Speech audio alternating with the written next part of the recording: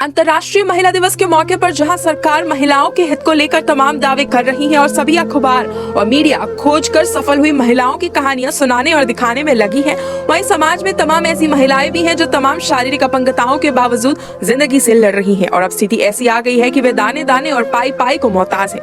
जी हाँ, आज हम आपको एक ऐसी खबर दिखाने जा रहे हैं जहाँ दोनों पति पत्नी अपनी अपंगता के बावजूद जिंदगी से जबरदस्त तरीके से लड़े, किंतु पहले कोरोना के कारण लगे लॉकडाउन के चलते और फिर अचानक अपाहिज पत्नी के बीमार पड़ने और बिस्तर पर आ जाने के कारण अब अपाहिज पति दाने दाने का मोहताज हो गया है और 3 बच्चों का लालन पालन तक मुश्किल हो चला है। पेश है महिला दिवस पर मुरादाबाद की एक अपाहिज महिला की बदहाली की दुखी करने वाली रिपोर्ट।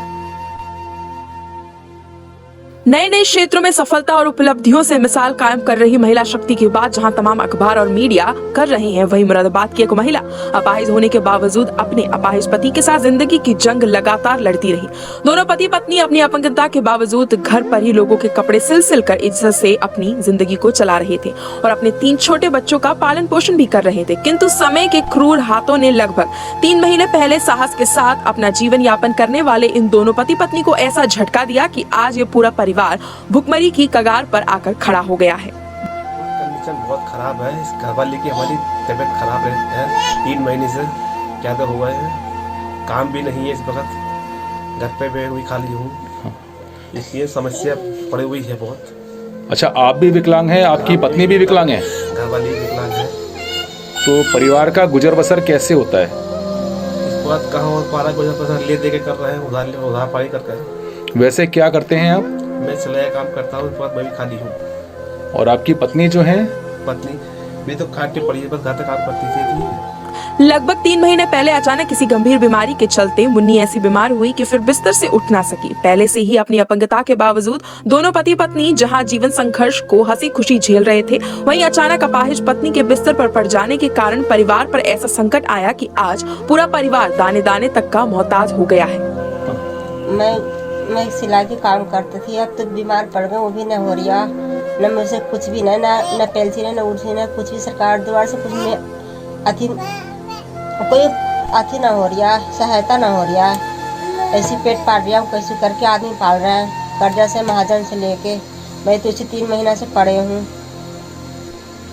आप भी विकलांग हैं? हाँ, मैं भी विकलांग हूँ, एक पाँव से और दिखाई दो 3 महीने से पड़े हूँ। कोई सहायता ना है किसी से, न सरकार से। अपनी अपंगता के बावजूद वासुदेव ने अपने वार्ड के अध्यक्ष से लेकर जिलाधिकारी कार्यालय तक सहायता के लिए तमाम चक्कर काटे, लेकिन हर जगह से उन्हें दुत्कार दिया गया।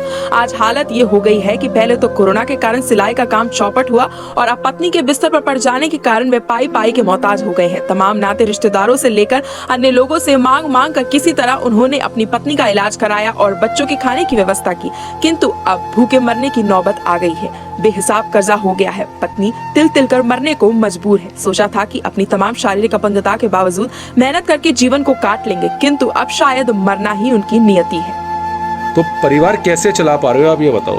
ये कर्जा पानी उधार करके कर रहे हैं, इस प्रकार सबसे मदद कर ले रहे हैं उधार। सब पर कर्जा बहुत हो गया है इस प्रकार मेरे ऊपर, माँ का, भैया का, बहन का, बहनों का और यार दोस्तों को सबसे उधार ले रखा है मैंने। इस प्रकार उनका दिया भी जाएगा, लिया है तो मैंने। कैसे कर्जा उतारोगे? आपके पास तो कुछ भी नहीं है। कुछ भी नहीं है, ना काम है, ना धंधा है, ना कहीं सुविधा है किसी चीज की मेरे पास में।